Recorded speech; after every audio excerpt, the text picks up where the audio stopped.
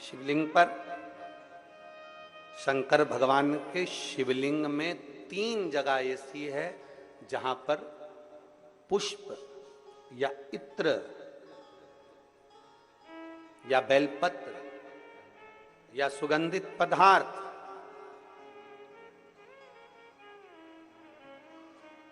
भगवान शंकर को समर्पित करा जाता है तो रोग से निवारण होता जाता है। 3 स्थान समझेंगे। ये शिवलिंग जलाधारी अशोक सुंदरी का स्थान मध्य में, इधर गणेश का स्थान, इधर षडानंद कार्तिकेय का स्थान। तो जांच कराने जाओ, डॉक्टर बोले जांच कराओ, जितनी रिपोर्ट होना चाहती आए, पर उससे पहले अगर 3 जगह पर इत्र समर्पित कर दिया जाए, इत्र हो या सुगंधित कोई पुष्प हो, इत्र या सुगंधित पुष्प, 3 स्थान पर अगर इत्र समर्पित किया जाए तो वो स्थान और इत्र समर्पित कर कर आप जाओ, फिर जांच कराओ, मना नहीं, पर वो 3 स्थान बताएगा। पहला स्थान अशोक सुंदरी और भगवान शंकर का जो शिवलिंग रखा है उसके बीच में जो अशोक सुंदरी और शंकर भगवान के शिवलिंग के बीच में एक जगह खाली पड़ी रहती है। अशोक सुंदरी का स्थान पूर्ण होगा, शिवलिंग होगा, उसके बीच में एक स्थान खाली होता है। उस स्थान पर अगर जिस समय पर भगवान शंकर के जिस अशोक सुंदरी और शिवलिंग के बीच में जो स्थान है वहां पर अगर इत्र लगाया जाए, दूसरे नंबर पर शिवलिंग के ऊपर से लेकर नीचे के मध्य भाग में, जहां मध्य भाग है ये शिवलिंग, ये नीचे का भाग, और मध्य भाग में अगर इत्र लगाया जाए, और तीसरा भगवान शंकर का जो जल नीचे की ओर गिरता है, जहां जो पट्टी रहती है पानी नीचे आने की, उस पट्टी पर अगर इत्र लगाया जाए, ये 3 स्थान इत्र लगाने के होते हैं। अगर वहां लगाया जाए तो कैसा भी रोग हो आपकी जांच अच्छी ही आएगी, बेकार नहीं आ सकती।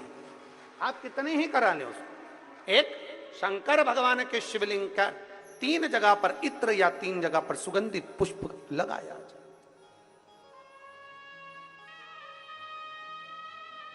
अब जब आप लोग अभिषेक करने बैठते हैं या पूजन करने बैठते हैं या शंकर जी के मंदिर जाते होंगे, कौन कौन जाता है शिवालय? सभी लोग जाते हो? बोलो हर हर महादेव। शिवालय जाते हो तो शिवालय में जाकर जब आप इत्र चढ़ाते हो भगवान पर, यहाँ इत्र लगाया आपने, फिर यहाँ पर भी लगा देते हो, यहाँ पर भी लगा देते हो, यहाँ पर भी लगा देते हो, सब दूर इत्र लगा देते हो। जो समझदार होता है ना वो सभी दूर इत्र लगा देता है। और कई कई ऐसे रहते हैं जरा सा इत्र लिया और रुई में लेके एक जगह पर रख दिया, फूल में लेके एक जगह पर रख दिया, पर पूर्ण जगह पर इत्र लगा दो, बाबा के पूर्ण स्वरूप पर इत्र लगा दो। आपको नहीं मालूम अनायास, आपको नहीं मालूम कि 3 जगह कौन सी है, तो आप पूर्ण स्वरूप पर इत्र लगा दीजिए, पूर्ण स्वरूप पर। वेद मंत्र में त्र्यंबकेश्वर का बाबा का मंत्र,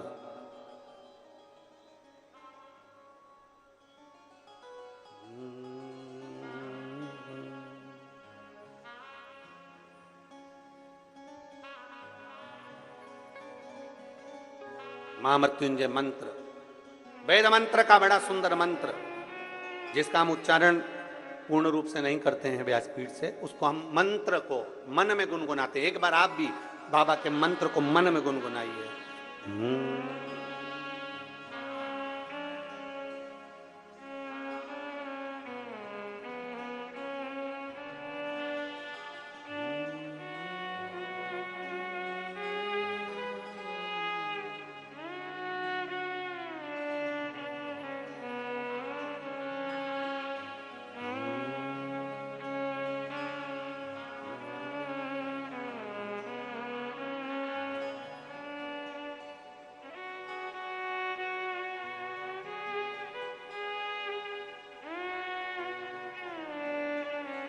भगवान शिव का त्र्यंबक मंत्र का स्मरण करें, और नहीं कर सकते तो पंचाक्षर करें नमः शिवाय, नहीं कर सकते षडाक्षर करें ओम नमः शिवाय, नहीं कर सकते तो श्री शिवाय नमस्तुभ्यम का स्मरण करें। आपको नहीं ज्ञात 3 जगह का वर्णन, यहां तक शिव कथा कहती है। ये जो कई लोग कहते हैं हमारे कोई बच्चा जन्म से जो होता है ना, और कई बच्चे से जन्म से होते हैं जिनकी बुद्धि विकास नहीं कर पाती है। डॉक्टर कहते हैं ये बच्चा अन्य बच्चे से 2 साल 4 साल 3 साल 6 महीना पीछे चलेगा। अब माँ सोचती है मेरा बेटा 2 साल 4 साल 6 साल पीछे अन्य बच्चों से।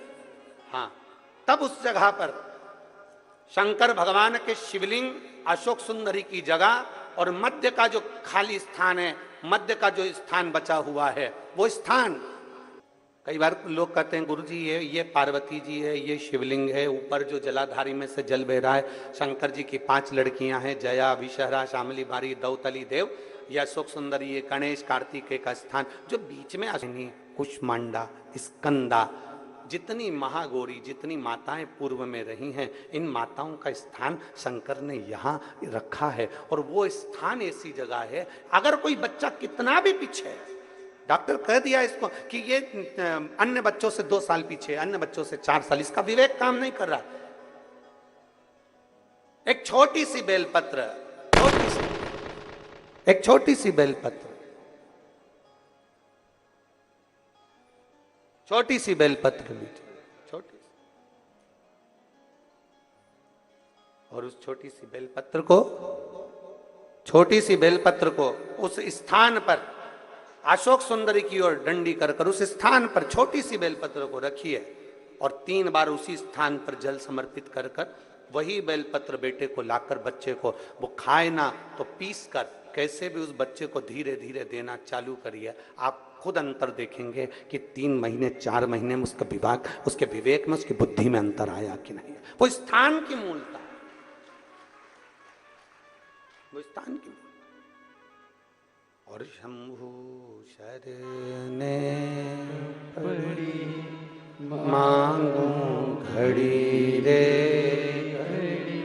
दुख काटो दया करी ने दर्शन को। शंभु शरणे पड़ी मांगू घड़ी रे, दुख काटो दया करी वो राजकुमारी का नियम, भगवान शंकर की आराधना, भगवान शिव की भक्ति करना, भगवान शंकर की आराधना करना, भगवान शिव की भक्ति करना। राजपुरोहित आ गए, राजपुरोहित आए, राजभवन में प्रवेश किया। राजपुरोहित ने राजभवन में प्रवेश किया तो राजा ने उनका आदर करा, सम्मान करा, सत्कार करा, क्योंकि राजपुरोहित है, प्रणाम करना जरूरी है।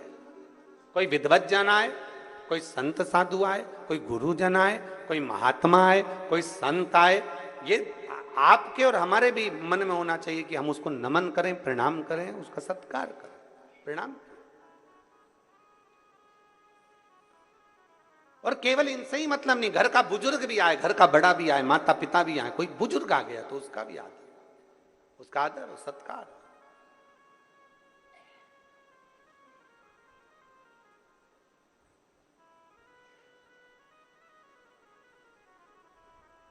महाराज देखा,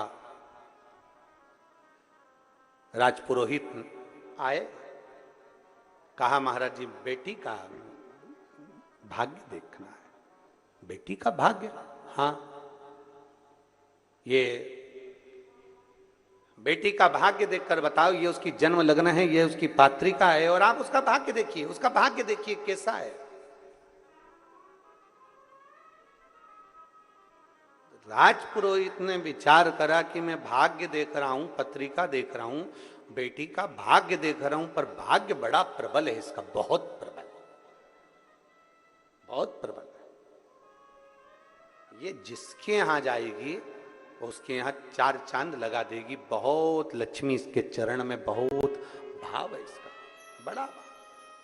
पर राजपुरोहित ने कहा कि इतना भाग्य प्रबल है इसका, मैंने ज्योतिषी के हिसाब से उसको देख लिया, पर मैं चाहता हूं कि उस लड़की को एक बार देखूं। राजा तेरी बेटी को मुझे देखना है। तो बेटी कहां? मुझे तेरी बेटी से मिलना है। बेटी को बुलाया राजा। मंदिर में सूचना गई, शिवालय में बेटी लगी थी भगवान शंकर की आराधना में। शंभो शरण पड़े मांगू घड़ी रे दुख काटो दया करीने दर्शन बेट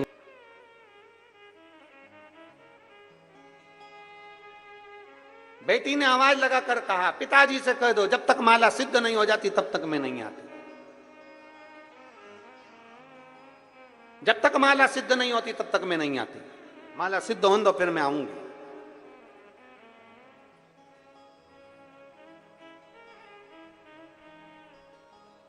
देवादिदेव महादेव का श्रृंगार कर रही है, माला सिद्ध कर रही है। फिर निवेदन मेरी जीजियों से, मेरे जीजाओं से, मेरी बेटियों से, मेरे बेटाओं से, मेरी माताओं से, फिर निवेदन राष्ट्र के सारे श्रोता भाई बहनों से निवेदन है, शंकर के मंदिर जाने का तुम्हारा नियम है ना, कितना भी काम पड़ा रहे, शंकर के मंदिर जाने के नियम को तोड़ना मत, जाते रहो, उसके दरवाजे पर पहुंचते रहो। शिव मंदिर जाने के नियम को प्रबल कर लो, पक्का करो एक नियम। जब तुम्हारा नियम पक्का हो जाएगा तो अपने आप सब कार्य हो जाएगा।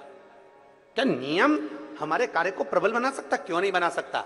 एक व्यक्ति ने सुन लिया कि कोई नियम लेना चाहिए, एक गुरुजी ने कह दिया नियम ले, कोई सा भी नियम ले पर ले, तो उस व्यक्ति ने नियम ले लिया कि मेरे पास में कुम्हार रहता है, मैं सुबह से कुम्हार का मुंह देखूंगा।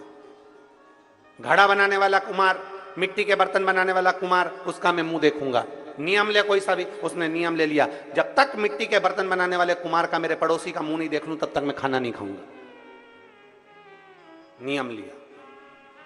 अब वो रोज नियम से कुमार का मुंह देखता। एक दिन 8 महीने 15 महीने निकल गया, 8-15 महीने निकलने के बाद 1 साल पूरा निकल गया। कुमार का मुंह देखते देखते देखते मुख निकलने समय निकल गया। एक दिन कुमार कहीं चले गया और वो दिखा ही नहीं, 2 बार 3 बार देखा, दिखा ही नहीं। मैं रोटी कैसे खाऊं, भूख लग रही इसको। इसने कुमार के घर गया, उसकी पत्नी से पूछा क्यों तुम्हारा पति कहाँ गया?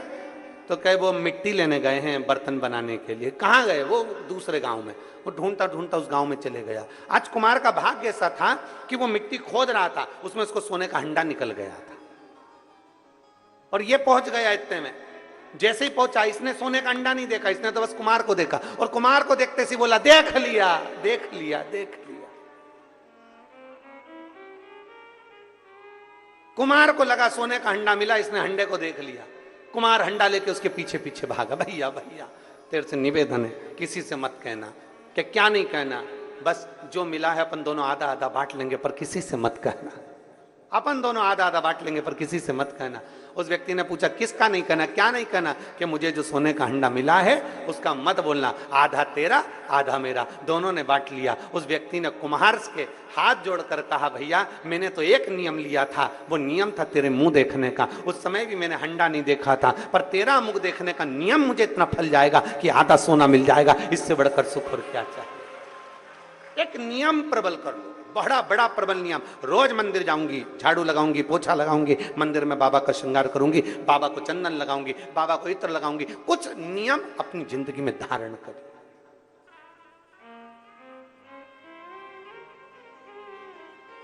हम तो यहां तक कहते हैं,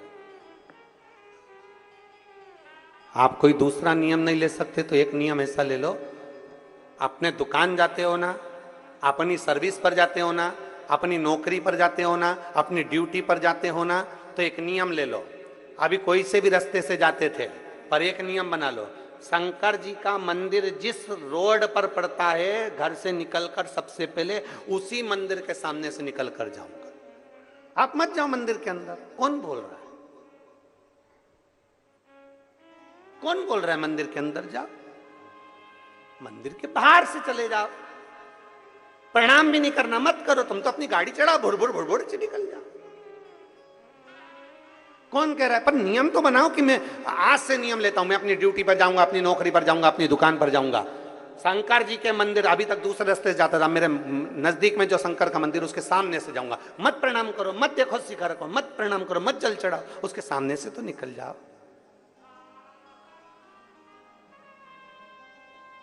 उसके सामने से तो निकलो। जाते रहो जाते रहो जाते रहो, मत देखो, मत देखो, मत दर्शन करो, तुम तो जाओ जाओ जाओ।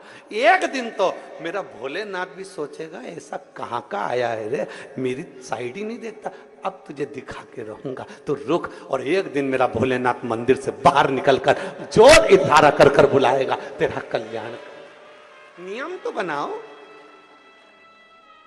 तुम नियम ही नहीं बनाओ और सोचो भगवान मिल जाए। नियम बनाना पड़ेगा, उसके दरवाजे के सामने से निकलना।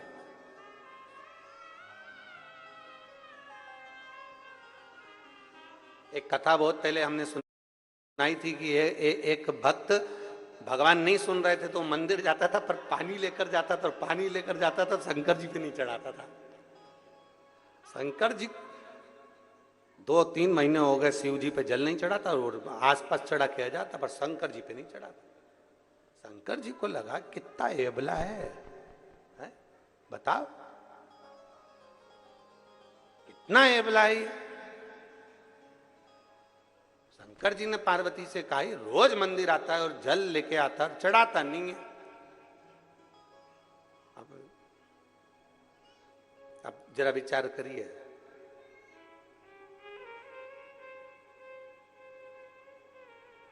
तुम चाहते हो वो जल चढ़ाए, जब लेकर आया है तो चढ़ा, पर नहीं चढ़ा, वो भी अबला था, नहीं चढ़ा रहा। पार्वती जी से कहा, पार्वती ये मेरे मंदिर में आता है, शिवालय में आता है और जल नहीं चढ़ाता। तो पार्वती जी बोली क्या हुआ नहीं चढ़ाता, तो इतने सारे भी तो चढ़ाते, मत चढ़ा, तो नहीं चढ़ाए तो कौन सी दिक्कत वाली बात है, नहीं चढ़ाना।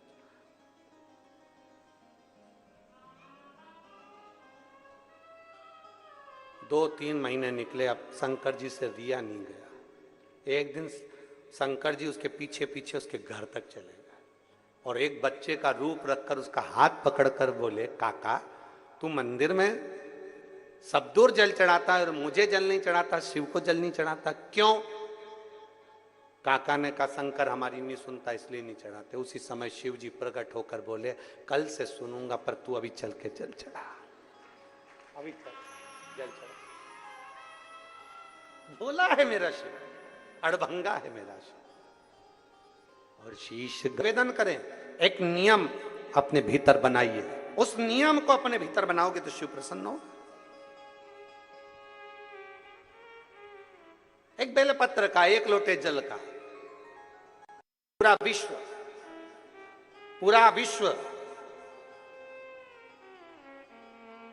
एक लोटे जल का नियम बनाया है। पिछले वर्ष कई करोड़ लोगों ने शिव भगवान शंकर का पार्थिव पूजन किया था, और इस साल उससे बढ़कर लोगों ने पार्थिव पूजन किया। मतलब ये अंदाजा है कि लोग एक लोटा जल शिव जी के मंदिर में चढ़ाते हैं तो उनका नियम पक्का होते चले जा रहा है। जब हम कोई नियम बना लेते हैं तो मेरे महादेव को तुम्हारा भंडार भरने के लिए आना ही पड़ता है। नियम बनाए ना, एक विश्वास अपने भीतर प्रकट कर लो, एक भरोसा अपने भीतर प्रकट कर लो कि मुझे शिव के मंदिर में जाकर यह नियम बनाना है कि शंकर की यह अशोक सुंदर वाली जगह यहाँ इत्र लगाना है, या यहाँ बेलपत्र चढ़ाना है, या यहाँ फूल चढ़ाना है, या यहाँ मुझे जल चढ़ाना है, या मुझे झाड़ू लगाना है, या मुझे पोछा लगाना है, या मुझे शंकर के मंदिर में दीप लगाना है, या शंकर जी की चढ़ी हुई बेलपत्र धोकर शंकर जी को चढ़ाना है, शंकर जी की माला तैयार करना है, फूल से श्रृंगार करना है, या शंकर के मंदिर में अगर कहीं कचरा है तो उसको झाड़ू से झाड़ कर साफ करना है, दीवार भी है तो उसको भी साफ करना है। ये नियम, या मुझे भगवान शंकर के मंदिर का ये नियम मैं ले रही हूं, ये नियम मैं ले रही हूं।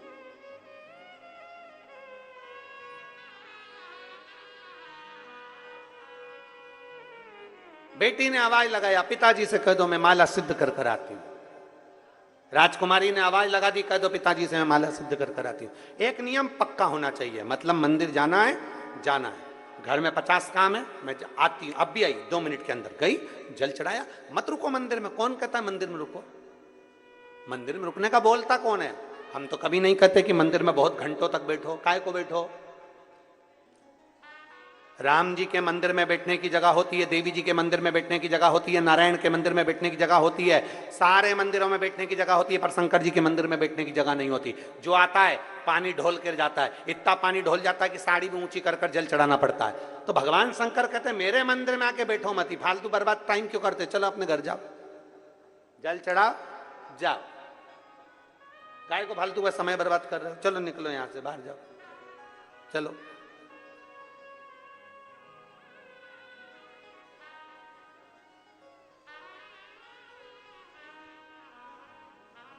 शिव के आश्रित हो, शंकर के आश्रित।